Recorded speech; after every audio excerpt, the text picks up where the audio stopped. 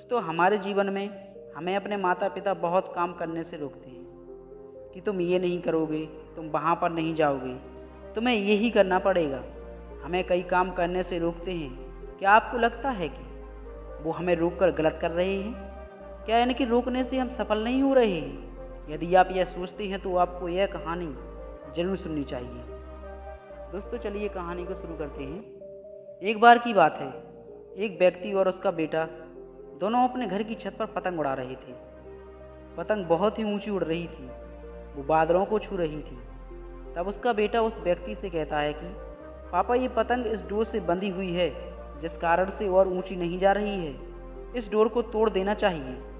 बेटे की बात सुनकर उसका पिता उसके कहने पर वो डोर तोड़ देता है। उसका बेटा बहुत खुश होता है। वह पतंग टूट जाने से बहुत ऊंचाई पर पहुंच जाती है, लेकिन फिर कुछ समय बाद वह कहीं दूर जाकर खुद ही नीचे गिर जाती है। ये देख उस व्यक्ति का बेटा उदास हो जाता है। फिर वह व्यक्ति उसे कहता है कि अक्सर हमें लगता है कि हम जिस ऊंचाइयों पर हैं, उस ऊंचाइयों से और भी ऊपर जाने से कुछ चीज़ें हमें रोक रही हैं, जैसे हमारा अनुशासन, रिश्ते, माता पिता, परिवार। इसकी वजह से हमें लगता है कि हम अपने जीवन में इस कारण ही सफल नहीं हो पा रहे हैं। इन सब से हमें आज़ाद हो जाना चाहिए।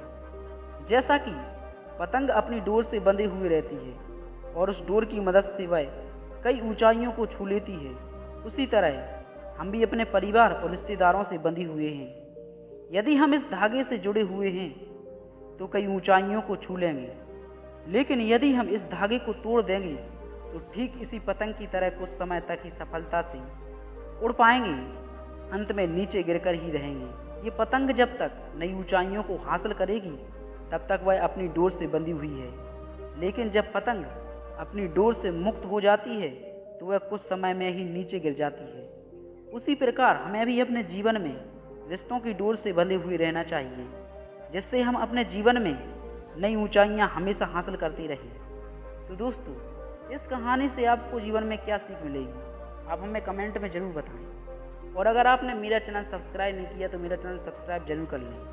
मिलते हैं अगली कहानी में, जब तक के लिए जय हिंद।